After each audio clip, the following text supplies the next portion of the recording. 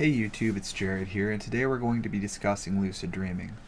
We're going to go over what it is, how to train your mind to be able to do it easier, and I will even recommend a 30-module lucid dreaming course that will take you from having had no lucid dreams to having as many as 2 to 3 per night. Imagine all of the things you would be able to experience if you were effortlessly having 2 or 3 lucid dreams every single night.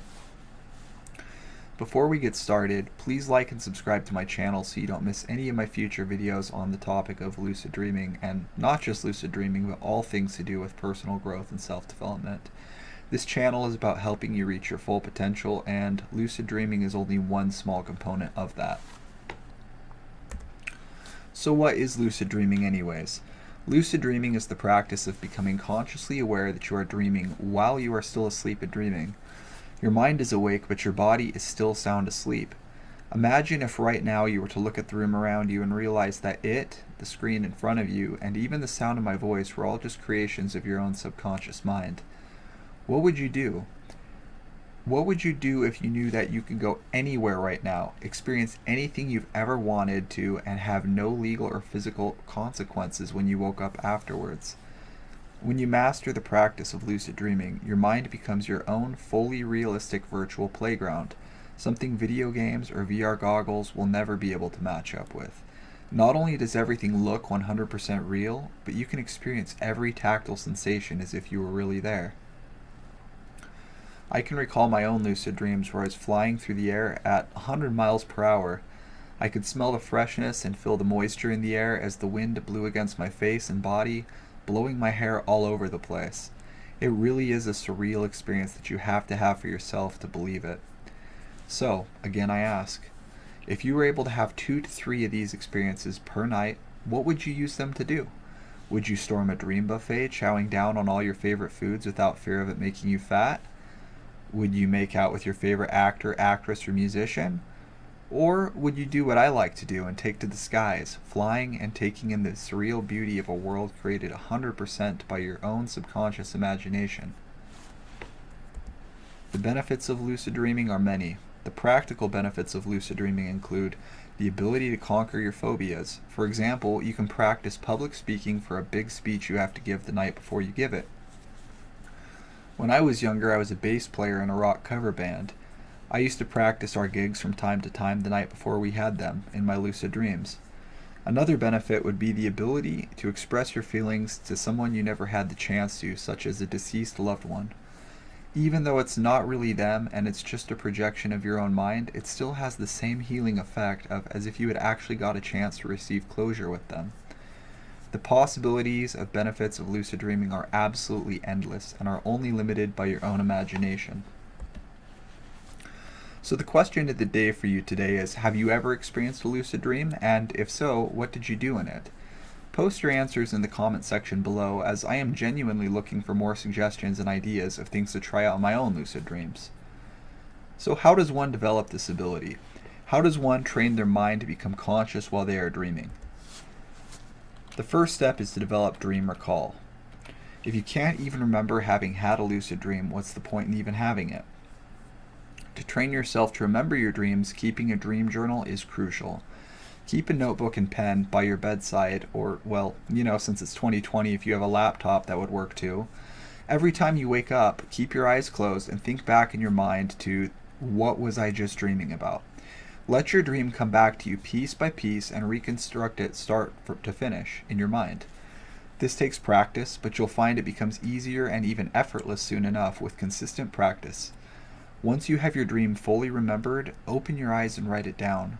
Later on in the day, when you have more time, go back and highlight all of the people, places, and objects in your dream journal entry so you can easily scan each page and have them be identified at a glance. Trust me, this will make step number 2 that much easier. Step number 2 is to identify your dream signs. These are recurring people, places, and objects that continually pop up in your dreams. These will be different for each individual dreamer, and you will find that they change over the course of time. However, there will always be recurring themes at any given point in your dream life. Once you identify what these are over the course of, say, 2 weeks worth of dreams, make a list of them. Step number 3 is to train yourself to perform reality checks. Now, Once you have identified your personal dream signs, train yourself to do a reality check every time you see them in your waking life. As far as reality checks go, don't think pinching yourself works. As I said earlier, you have 100% tactile sensation in your dreams. That means you can feel yourself pinching yourself as if you were wide awake doing it. My favorite reality check is to simply look at the palm of my hands. When I am dreaming, they will be different than they look when I'm awake. For example, I may have 6 or 7 fingers instead of 5. The main thing I look at, though, is the mole on the second segment of my ring finger. When I'm dreaming, I may have 2 moles there, or maybe it will be on a different segment of a different finger. Another reality check you can do is to close your mouth, plug your nose, and try to breathe. If you are still able to somehow breathe with your mouth closed and your nose plugged, you can rest assured that you are dreaming. If you have a digital watch that you wear, look at the time on it, then look away and look back. If the time distorts or if it says a radically different time when you look back, then you are dreaming. So as I said, do a reality check every time you see one of your dream signs in your waking life, and eventually this habit will carry over to your dream life. But be patient, as this process could take 1 to 5 weeks, depending on how consistent and vigilant you are with this practice. You should also be practicing reality checks every time something strange happens in your waking life. This could be anything that is out of the ordinary. Maybe your girlfriend or boyfriend dumps you. Maybe your ride is late to pick you up. Maybe you unexpectedly get a new pet or a promotion at work. Really, anytime anything out of the ordinary, either positive or negative, happens, do a reality check. Last but not least, train yourself to do a reality check every single time you wake up. Believe it or not, we dream of waking up when we are really still asleep way more than people realize. These dreams are called false awakenings because we think we're awake, but we're really still dreaming. False awakenings are ironically the opposite of lucid dreams when you think about it that way. The mild and wild methods of lucid dream induction. Once you have mastered the practice of dream recall and reality checking, you are ready to start the more advanced techniques to amplify your odds of having a lucid dream on any given night. The 2 primary methods are mild, which stands for mnemonic induction of lucid dream, and wild, which stands for wake-induced lucid dream. The mild method requires a strong perspective memory to have good success with. If you are good at remembering to stop and pick up groceries on the way home from work, for example, or remembering to take the trash out when you go out to mow the lawn, this technique would be perfect for you. There is also a way to train your perspective memory to make it stronger, and you can find that in Dr. Stephen LaBerge's book called Exploring the World of Lucid Dreaming. To do the mild technique, when you go to bed, replay the last dream you've remembered in your head from start to finish. But do so while paying close attention to anything that seemed out of place or odd that should have signaled to you that you were dreaming. For example, did your house look drastically different? Did your mom have facial hair? Just pay attention to the odd things in your dream, and then imagine that this time you notice that they are off, and say to yourself, "That's odd, wait a minute, I'm dreaming." Then imagine you go and do whatever it is that you want to do in your next lucid dream. After you play the sequence in your head, repeat the affirmation, "The next time I'm dreaming, when I see something strange, I will become aware that I am dreaming." Repeat this affirmation to yourself in your head as many times as you need to in order to really feel it. After that, repeat the entire sequence. Start over at the beginning of your dream in your memory and repeat.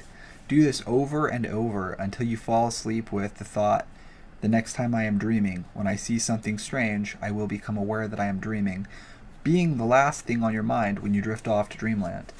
When you do this successfully, the odds are greatly increased that you will in fact notice something out of place in your next dream and realize that you are dreaming. The wild method involves falling asleep consciously. In other words, whereas with the mild method you lose consciousness when you fall asleep and then suddenly wake up in your dream, the wild method has you maintaining consciousness the full time. You literally bridge your conscious mind through all of the stages of sleep that precede REM sleep, and you watch the dream world form around you until you are immersed inside of it. I have done both techniques, but I prefer mild method because the wild method requires you to pass through sleep paralysis without freaking out and waking yourself up.